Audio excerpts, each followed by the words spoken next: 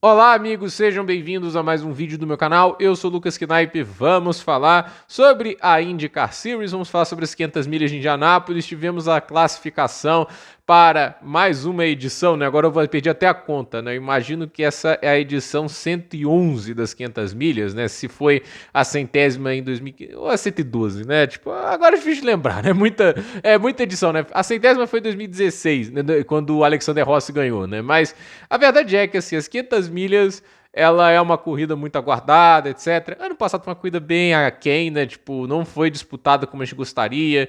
E agora, olhando para essa classificação, eu não estou muito empolgado, né? Os números não são legais das velocidades da classificação. Médias, assim, apenas acho que 5 carros conseguiram, 4, andar acima de 231 milhas, só o Palou andou em 232, e a gente tem que lembrar, assim, que quanto melhor um carro andar, tipo, mais rápido ele andar normalmente nessa pista, né, quanto mais ele consegue sustentar a velocidade, melhor vai ser para ele perseguir o carro que está à frente, quer dizer que ele tem mais pressão aerodinâmica, etc, né, porque andar rápido de reta, todos os carros da Indy nos últimos anos andaram, andar rápido nas curvas é normalmente o que vai definir, né, porque Indianápolis é aquele circuito oval que não tem grandes inclinações, né? E não é um circuito também com curvas muito longas, como é o caso de Talladega, Daytona, Michigan, entende, né? Foi o antigo caso também de Fontana, que infelizmente a NASCAR destruiu para nada, né? Mas a questão que a gente coloca é, Indianápolis, ela tem curvas menos anguladas, as 4 curvas são iguais, né? E tem muita incidência do vento, né? A distância que o vento tá pode decidir muita coisa, etc. Mas a questão é uma pista que quando você tem um pouquinho de dificuldade de você fazer de pé embaixo de cara para o vento, você não faz de pé embaixo atrás do carro que está à frente. E a graça do circuito oval é você fazer assim, a prova mais colada, mais próxima, né? Por que o oval tende a entregar um entretenimento diferente do misto? O que torna mais interessante? É isso, né? É mais fácil ultrapassar, tem mais disputa, né? E na época do Zero Kits, a Indy obviamente viveu um caos, né? Porque os carros andavam muito próximos, eles tipo assim, não desgastar pneu, andar na turbulência, não mudava nada. Os carros andavam de pé embaixo a pista toda, até em um circuito como o Pocono. Pocono não deveria andar de pé embaixo, mas os Zero Kits faziam, né?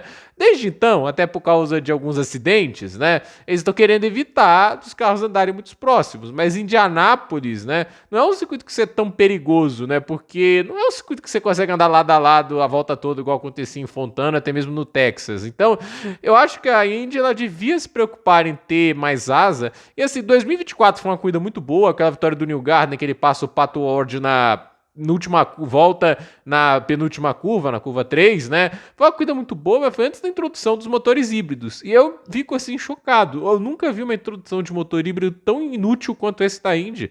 Assim, a Indy colocou um motor elétrico que tem pouca potência e muito peso. Os carros estão mais lentos, menos ágeis e mais difíceis de se perseguir pelo peso extra. Quando você coloca mais peso no carro e não consegue compensar por potência, né? Você só está deixando o carro menos ágil. E assim, em algumas pistas foi gritante a queda de performance. Em Road América, né? Que é um dos circuitos mistos principais da Indy. Cara, os carros estavam andando assim 2 a 3 segundos mais lento por volta, teoricamente sendo mais potentes. Então, eu pessoalmente estou um pouco decepcionado com a introdução dos híbridos na Indy, porque definitivamente não foi bom e a classificação desse ano foi mais lenta que a do ano passado. Isso me deixa até mais preocupado, né? Mas fato é, Palu na ponta e tem uma boa chance de abrir vantagem na liderança do campeonato, né? Que deu uma apertada devido aos resultados da semana. Na verdade, ele até abriu pro Kirkwood, mas Lundgaard, outros pilotos começaram a se aproximar e nos mistos eles tendem a representar ameaças um pouco maiores, né? Como é que fica a classificação de trás para frente? Eu vou ter que usar um vídeo aqui, né? Porque eu não achei, né? Tipo, a gradezinha certinha, né? Na última fila, né? Esse aí é o pessoal, assim, eu fico até com medo deles levarem em volta, né? Eu não sei se vai ter um cenário crítico igual o 2018. 2018 foi terrível, né? Os carros estavam com tão pouca asa, tão pouca pressão aerodinâmica que, assim, foi um dos piores casos, acho que do milênio, talvez, né? Tipo, não que isso não acontecesse de 2011 para trás, né? Mas ainda assim, foi terrível a corrida de 2018, assim, os carros levando volta, isso não devia acontecer na Indy, né? Assim, mas assim, com essa última fila, né? Stingray Bob, né?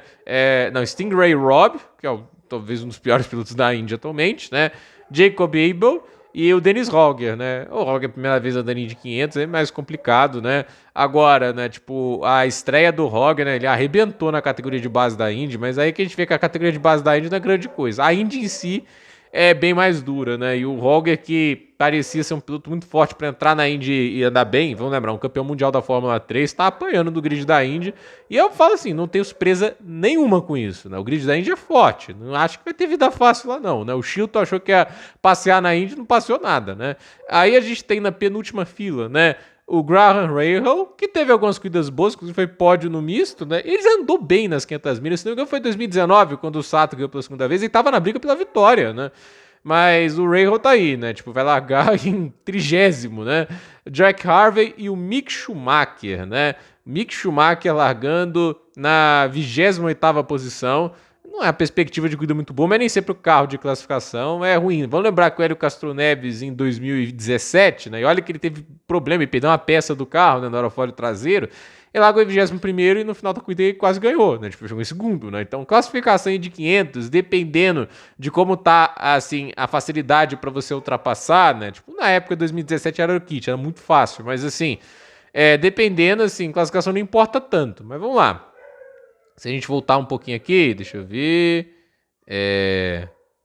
Ó, a gente conseguiu aqui, né? A fila 9, né? Você tem a Catherine Led, o Kyle Kirkwood e o Romain Grosjean, né? O Grosjean tá ali.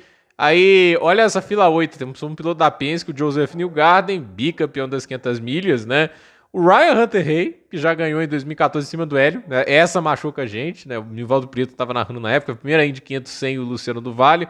E o Lewis Foster, né? Nossa Deus, né? Esse aqui é o meme dos dragões, né? Dois dragões, assim, dois vencedores das 500 milhas. O Newgarden ganhou 2 vezes, o Hunter ganhou uma, mas teve na disputa por várias. Era pra ter ganhado ano passado. Os incompetentes erraram no último pit stop. A vitória era do Hunter ano passado, né? Você tem aqueles dois dragões bem definidos e tem aquele mais bobo que é o Lewis Foster, né? É na fila seguinte o Nolan Siegel, que ainda tá empregado, sabe-se lá como, né? Tá fazendo uma temporada terrível. Will Power ganhou uma vez, 2018, naquele ano horroroso, né? Já disputou algumas outras vezes, mas desde então, né, tipo, nunca fiz uma Indy 500 muito forte, o Will Power. E o Lundgaard, né? O Lundgaard que é um cara que pode entrar na disputa pelo título, mas ele depende de problemas do Palou, né? Acho que em oval fica difícil para ele, né? Aí, deixa eu ver se a gente consegue aqui. A fila 6, Marcus Ericsson, Armstrong e Rasmussen, né? Tipo, eu tô falando primeiro quem tá mais atrás, tá? Aí a gente tem Hélio Castro Neves, ele larga na 15ª posição, né? O Ed Carpenter, que é sempre um especialista em oval, e o Takuma Sato. Temos 2 vezes vencedor das 500 milhas, o Takuma Sato, e o 4 vezes vencedor Hélio Castro Neves, né? Aí na fila 4, né, aí já começamos a entrar no top 12, né? Rinus VeeKay, Scott Dixon, o Dixon que faz um ano muito apagado, né? A lenda, tipo, um dos melhores pilotos de todos os tempos, né? Eu sou um grande fã do Scott Dixon, faço reverência a esse cara, é um gênio do esporte, né? Mas tá nítido, o cara tá assistindo idade, tá com 45, né? Tipo, 45 anos, né? Assim, nos ovais é gerencia muito melhor, né? O oval é muito mais cabeça do que forma física, né? Mas a verdade é que pra mistos a gente tá começando a ver, tanto ele e o Will Power estão sentindo mais a idade, né? Caio Collet largando em 10º, baita classificação pro Caio Collet, impressionante, na estreia dele nas 500 milhas, né? Obviamente mais habituado, acho que ao automobilismo americano do que um Roger e um Mick Schumacher, mas muito bacana o Caio Collet, bela volta, né? Aí deixa eu ver aqui, agora é as últimas 3 filas, né? Scott McLaughlin em 9º, Conor Daly em 8º, Keith Simpson em 7º, né? Aí na segunda fila, né, o Pato Ward em 6º, o terrorista do Ferrucci em 5º e o Felix Rosenqvist em 4º, que enganou todo mundo, né? Liderou todas as sessões, andando super rápido. O único que tinha andado 232 milhas de média nas 4 voltas, só para fazer ali uma classificação muito fraca no final, né? E a primeira fila temos David Malukas, Alexander Rossi e Alex Palou, né? Então o Palou é o favorito da vitória. Se a Indy 500 correr esse risco, né, de não ter uma corrida de matilha, eu fico preocupado, né? Porque é o que a gente precisa, né? Olha, 2019 até foi se não me engano, a vitória foi 2019 foi do Pagenot, né? Tipo, o Pagenot até que foi uma corrida um pouquinho mais colado do que tinha sido o terror de 2018, né? Mas ainda longe, né, do que os Aerokits se entregavam, né? Quem que é candidato à vitória? Porque assim, a corrida de 200 voltas, 6 paradas de boxe no melhor dos casos, né? E não, quando tem amarela tem mais, né? Desgaste de pneu pode ser importante, considerando o fato de que assim, as voltas não estão lá tão rápidas quanto foram em outros anos. Então, a questão que a gente coloca né? Para mim, os carros precisavam de mais asa que no ano passado. Não sei se fizeram, né? Um ajuste para ter mais asa. O mesmo carro, né? Mas você faz ajustes, né? A gente lembra que em 2018 foi horrível, né? Tipo, o quão ruim foi as coisas com aquele carro, né? Que mudou a dinâmica completa do Zero Kits, né? Que eles tiveram que fazer mudança. Eles colocaram asas extras na frente, aumentaram a área de contato da asa traseira, que o negócio estava insustentável, né? Imagina, lá em Indianápolis 2018 foi tão ruim que o pessoal olhou pra pouco e falou: isso não vai dar certo. E não deu, né? Tipo, a gente viu o que aconteceu lá com o Wickens, né? Mas assim, a corrida em Indianápolis, ela é mais fácil de ser boa do que em pouco, né? Quando ela é ruim em Indianápolis, nunca vai ser boa em pouco, né? Então, a gente viu que a gente fez um erro assim, terrível, tirando tanta asa dos carros. E recentemente, os carros voltaram a ter um pouquinho mais de pressão. 2023 não foi tão legal assim, mas 24 foi bacana. Foi uma corrida muito legal, foi de tirar o fôlego. Agora, né, nada que se compara ao que foi a Indy 500 de 2012 a 2017, né? Essa é uma era de ouro que a gente deviam voltar a buscar, né? Porque para mim, assim, o oval é legal a partir do momento que você consegue trazer proximidade e chances para mais pilotos, né? Eu entendo que, assim, muito risco, andar muito colado, mas convenhamos, né? A Indy 500 não existe, pela dinâmica da pista, como fazer corrida de matilha. Essas curvas não comportam assim, ficar 3 carros lado a lado, como acontece em Fontana, Talladega. Não é o caso da Indy. Acho que a Indy não pode ter medo de colocar boa pressão aerodinâmica nos carros às 500 milhas, porque assim, a gente teve coisas tão lendárias em 2013, etc. E a do ano passado, a gente foi tão broxante, né? Tipo, não houve uma disputa entre o Ericsson e o Palou, gente. Os caras ali, tipo, só seguindo um ao outro. Foi muito ruim as 500 milhas ano passado, porque ela é capaz de entregar do que ela já nos entregou, né? Então, tô um pouco pessimista. Não acho que vai ser o pavor que foi 2018, mas também não me permite ser muito otimista e falar que vai ser uma corrida magnífica, porque nada me garante que vai ser assim. Então, gente, por esse vídeo é isso. Dúvida nos comentários, deixe seu like, se inscreva no canal, compartilhe esse vídeo e até o próximo vídeo.